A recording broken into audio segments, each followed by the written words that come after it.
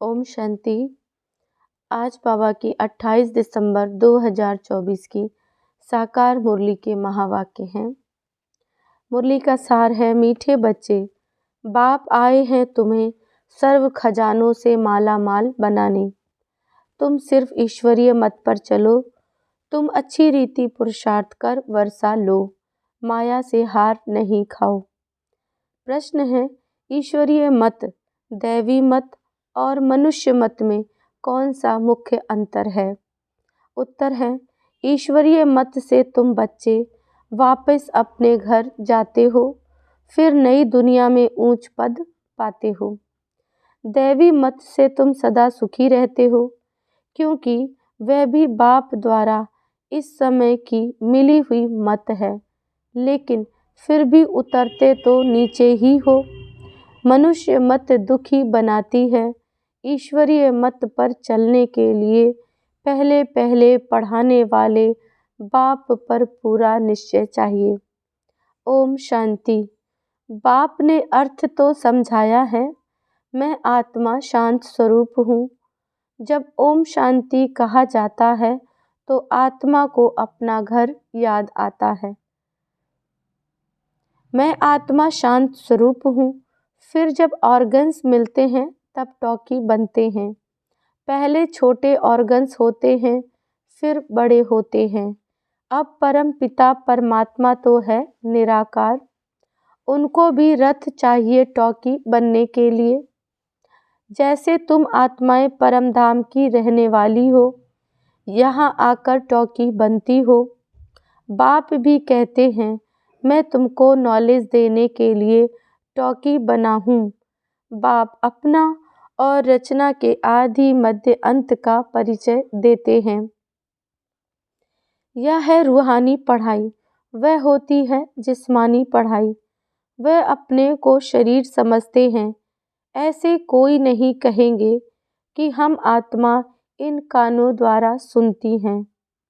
अभी तुम बच्चे समझते हो, बाप है पतित पावन, वही आकर समझाते हैं मैं कैसे आता हूँ। तुम्हारे मिसल मैं गर्भ में नहीं आता हूँ, मैं इनमें प्रवेश करता हूँ। फिर कोई प्रश्न ही नहीं उठता। यह रथ है, इनको माता भी कहा जाता है।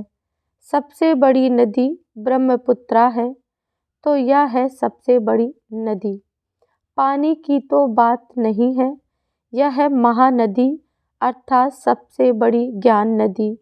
तो बाप आत्माओं को समझाते हैं, मैं तुम्हारा बाप हूँ। जैसे तुम बात करते हो, मैं भी बात करता हूँ। मेरा पाठ तो सबसे पिछाड़ी का है। जब तुम बिल्कुल पतित बन जाते हो, तब तुमको पावन बनाने के लिए आना होता है। इन लक्ष्मी नारायण को ऐसा बनाने वाला कौन, सिवाय ईश्वर के और कोई के लिए यह कह नहीं सकेंगे। बेहद का बाप ही स्वर्ग का मालिक बनाते हैं। बाप ही ज्ञान का सागर है। वही कहते हैं, मैं इस मनुष्य सृष्टि का चैतन्य बीज हूँ। मैं आदि मध्य अंत को जानता हूँ। मैं सत्य हूँ, मैं चैतन्य बीज रूप हूँ। इस सृष्टि रूपी झाड़ की मेरे में नॉलेज है। इसको सृष्टि चक्र अथवा ड्रामा कहा जाता है। यह फिरता ही रहता है। वह है हद का ड्रामा 2 घंटे का। इनकी रील 5000 वर्ष की है। जो टाइम पास होता जाता है, 5000 वर्ष से कम होता जाता है। तुम जानते हो, पहले हम देवी देवता थे, फिर आहिस्ते आहिस्ते क्षत्रिय कुल में आ गए। यह सारा राज बुद्धि में है ना, तो यह सिमरण करते रहना चाहिए। हम शुरू में पाठ बजाने आए तो हम 100 देवी देवता थे। 1250 वर्ष राज्य किया। टाइम तो गुजरता जाता है, लाखों वर्ष की तो बात ही नहीं। लाखों वर्ष का तो कोई चिंतन भी ना कर सके। तुम बच्चे समझते हो, हम यह देवी देवता थे, फिर पाठ बजाते, वर्ष पिछाड़ी वर्ष पास करते करते अभी कितने वर्ष पास कर चुके हैं। धीरे धीरे सुख कम होता जाता है। हर एक चीज़ सतो प्रधान सतो रजो तमो होती है। पुरानी जरूर होती है, यह फिर है बेहद की बात। यह सब बातें अच्छी रीति बुद्धि में धारण कर फिर औरों को समझाना है। सब तो एक जैसे नहीं होते, जरूर भिन्न भिन्न रीति समझाते होंगे। चक्र समझाना सबसे सहज है। ड्रामा और झाड़ दोनों मुख्य चित्र हैं। कल्प वृक्ष नाम है ना। कल्प की आयु कितने वर्ष की है, यह कोई भी नहीं जानते। मनुष्यों की अनेक मत है, कोई क्या कहेंगे, कोई क्या कहेंगे। अभी तुमने अनेक मनुष्य मत को भी समझा है और एक ईश्वरीय मत को भी समझा है। कितना फर्क है। ईश्वरीय मत से तुमको फिर से नई दुनिया में जाना पड़े और कोई की भी मत से, दैवी मत व मनुष्य मत से वापस नहीं जा सकते। दैवी मत से तुम उतरते ही हो क्योंकि कला कम होती जाती है। आसुरी मत से भी उतरते हो, परंतु दैवी मत में सुख है, आसुरी मत में दुख है। दैवी मत भी इस समय बाप की दी हुई है, इसलिए तुम सुखी रहते हो। बेहद का बाप कितना दूर दूर से आते हैं। मनुष्य कमाने के लिए बाहर जाते हैं। जब बहुत धन इकट्ठा होता है तो फिर आते हैं। बाप भी कहते हैं, मैं तुम बच्चों के लिए बहुत खजाना ले आता हूँ, क्योंकि जानता हूँ तुमको बहुत माल दिए थे। वह सब तुमने गंवा दिया है। तुमसे ही बात करता हूँ जिन्होंने प्रैक्टिकल में गंवाया है। 5000 वर्ष की बात तुमको याद है ना। कहते हैं, हाँ बाबा, 5000 वर्ष पहले आपसे मिले थे। बाबा आपसे नई दुनिया की राजाई का वर्षा लिया था। अच्छा, फिर पुरुषार्थ करो। ऐसे नहीं कहो बाबा, माया के भूत ने हमको हरा दिया। देह अभिमान के बाद ही तुम माया से हारते हो। लोभ किया, रिश्वत खाई, लाचारी की बात और है। बाबा जानते हैं लोभ के सिवाय पेट पूजा नहीं होगी। हर्जा नहीं, फल खाओ परंतु कहाँ फंस नहीं मरना। फिर तुमको ही दुख होगा। पैसा मिलेगा, खुश हो खाएंगे। कहाँ पुलिस ने पकड़ लिया तो जेल में जाना पड़ेगा। ऐसा काम नहीं करो तो उनका फिर रिस्पॉन्सिबल मैं नहीं हूँ। पाप करते हैं तो जेल में जाते हैं। वहाँ तो जेल आदि होता नहीं, तो ड्रामा के प्लान अनुसार जो कल्प पहले तुमको वर्षा मिला है, 21 जन्म के लिए वैसे ही फिर लेंगे। सारी राजधानी बनती है, गरीब प्रजा साहूकार प्रजा, परंतु वहाँ दुख होता नहीं। यह बाप गारंटी करते हैं। सब एक समान तो बन ना सकें। सूर्यवंशी चंद्रवंशी राजाई में सब चाहिए ना।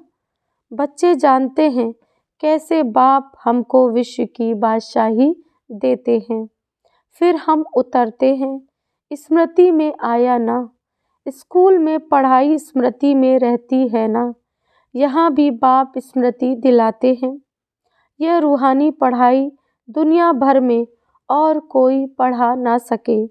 गीता में भी लिखा हुआ है, मन मना भव। इसको महामंत्र वशीकरण मंत्र कहते हैं, अर्थात माया पर जीत पाने का मंत्र। माया जीते जगत जीत, माया 5 विकार को कहा जाता है। रावण का चित्र बिल्कुल क्लियर है। 5 विकार स्त्री में, 5 विकार पुरुष में। इनसे गधा अर्थात टट्टू बन जाते हैं, इसलिए ऊपर में गधे का शीश देते हैं। अभी तुम समझते हो, ज्ञान बिगर हम ऐसे थे। बाप कितना रमणीक रीति बैठ पढ़ाते हैं। वह है सुप्रीम टीचर। उनसे जो हम पढ़ते हैं वह फिर औरों को सुनाते हैं। पहले तो पढ़ाने वाले में निश्चय कराना चाहिए। बोलो, बाप ने हमको समझाया है, अब मानो न मानो, यह बेहद का बाप तो है ना। श्रीमत ही श्रेष्ठ बनाती है, तो श्रेष्ठ नई दुनिया भी जरूर चाहिए ना। अभी तुम समझते हो हम किचड़े की दुनिया में बैठे हैं, दूसरा कोई समझ ना सके। वहाँ हम वहिस्थ स्वर्ग में सदा सुखी रहते हैं। यहाँ नरक में कितने दुखी हैं। इसको नरक कहो व विषय वैतरणी नदी कहो, पुरानी दुनिया छी छी है।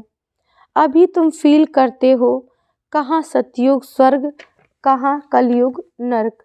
स्वर्ग को कहा जाता है वंडर ऑफ वर्ल्ड, त्रेता को भी नहीं कहेंगे।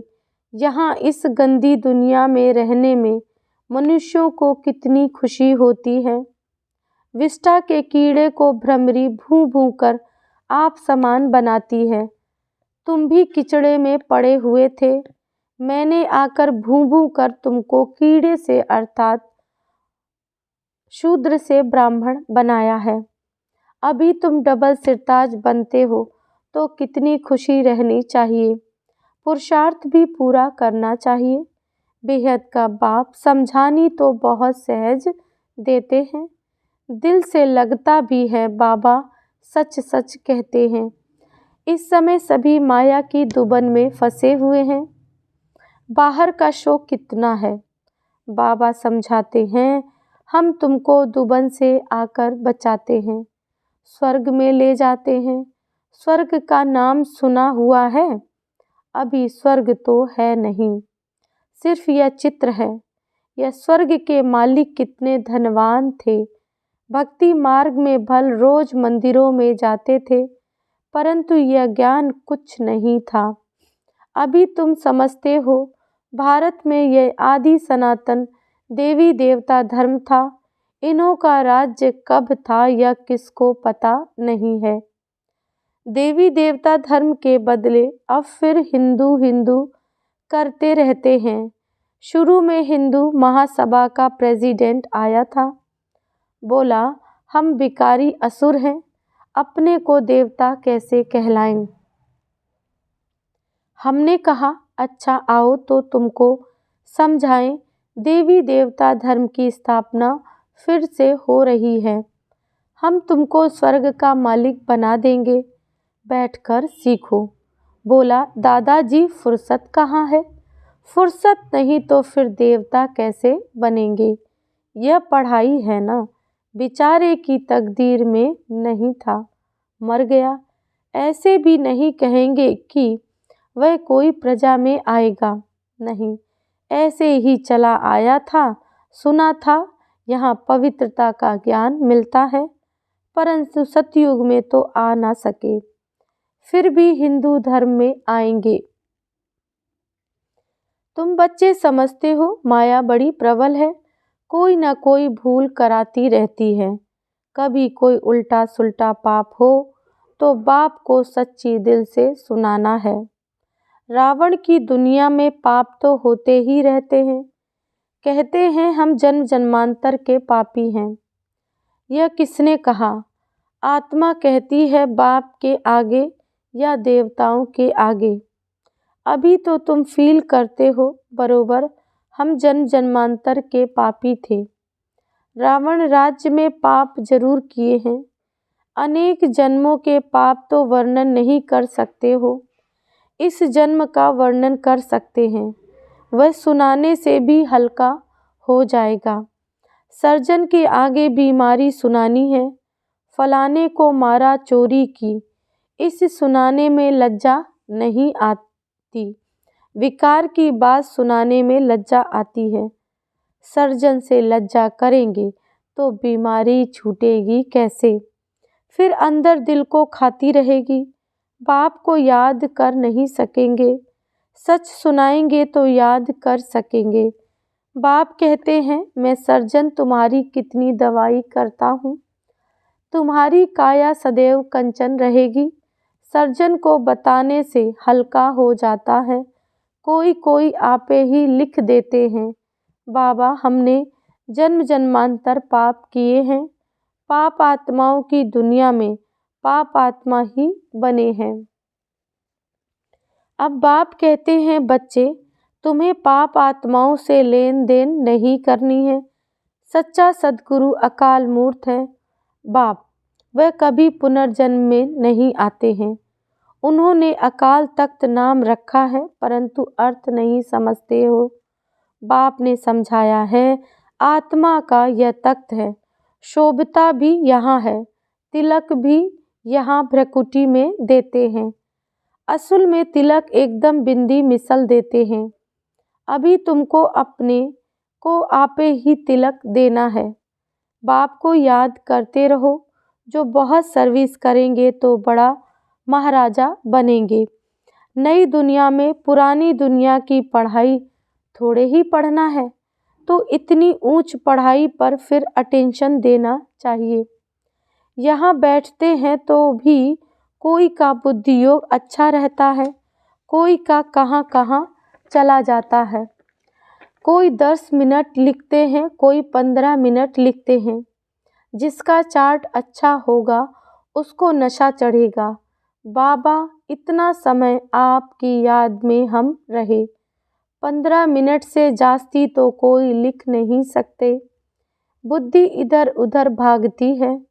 अगर सब एक रस हो जाए तो फिर कर्मातीत अवस्था ही हो जाए। बाप कितनी मीठी मीठी लवली बातें सुनाते हैं। ऐसे तो कोई गुरु ने सिखाया नहीं। गुरु से सिर्फ एक थोड़े ही सीखेगा, गुरु से तो हजारों सीखे ना। सतगुरु से तुम कितने सीखते हो? यह है माया को वश करने का मंत्र। माया 5 विकारों को ही कहा जाता है। धन को तो संपत्ति कहा जाता है। लक्ष्मी नारायण के लिए कहेंगे, इन्हों के पास बहुत संपत्ति है। लक्ष्मी नारायण को कभी माता पिता नहीं कहेंगे। आदि देव आदि देवी को जगत पिता जगत अम्बा कहते हैं। इनको नहीं, ये स्वर्ग के मालिक हैं। अविनाशी ज्ञान धन लेकर हम इतने धनवान बने हैं। बाबा के पास अनेक आशाएं लेकर जाते हैं। लक्ष्मी के पास सिर्फ धन के लिए जाते हैं और कुछ नहीं। तो बड़ी कौन हुई, यह किसको पता नहीं। अम्बा से क्या मिलता है, लक्ष्मी से क्या मिलता है। लक्ष्मी से सिर्फ धन मांगते हैं, अम्बा से तुमको सब कुछ मिलता है। अम्बा का नाम जास्ती है क्योंकि माताओं को दुख भी बहुत सहन करना पड़ता है, तो माताओं का नाम जास्ती होता है। अच्छा, फिर भी बाप कहते हैं, बाप को याद करो तो पावन बन जाएंगे। चक्र को याद करो, दैवी गुण धारण करो, बहुतों को आप समान बनाओ। गॉड फादर के तुम स्टूडेंट हो, कल पहले भी बने थे, फिर अब भी वही एम ऑब्जेक्ट है।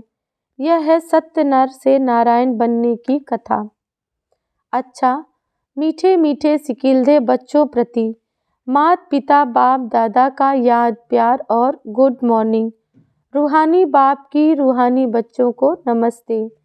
हम रूहानी बच्चों की रूहानी माता पिता बाप दादा को नमस्ते। ओम शांति। धारणा के लिए मुख्य सार है। पहला पॉइंट, अपनी बीमारी सर्जन से कभी भी छिपानी नहीं है।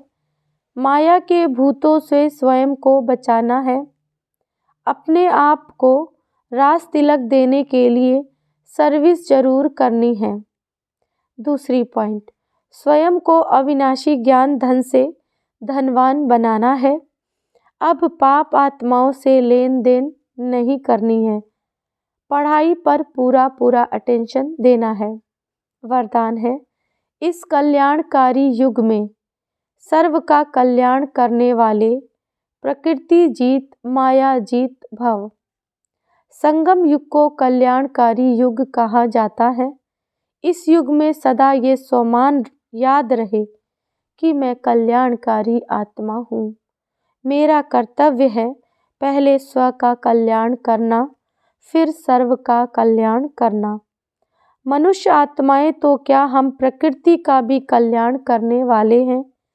इसलिए प्रकृति जीत माया जीत कहलाते हैं। जब आत्मा पुरुष प्रकृति जीत बन जाती है तो प्रकृति भी सुखदायी बन जाती है। प्रकृति व माया की हलचल में आ नहीं सकते, उन्हों पर अकल्याण के वायुमंडल का प्रभाव पड़ नहीं सकता। स्लोगन है, एक दूसरे के विचारों को सम्मान दो तो माननीय आत्मा बन जाएंगे। ओम शांति।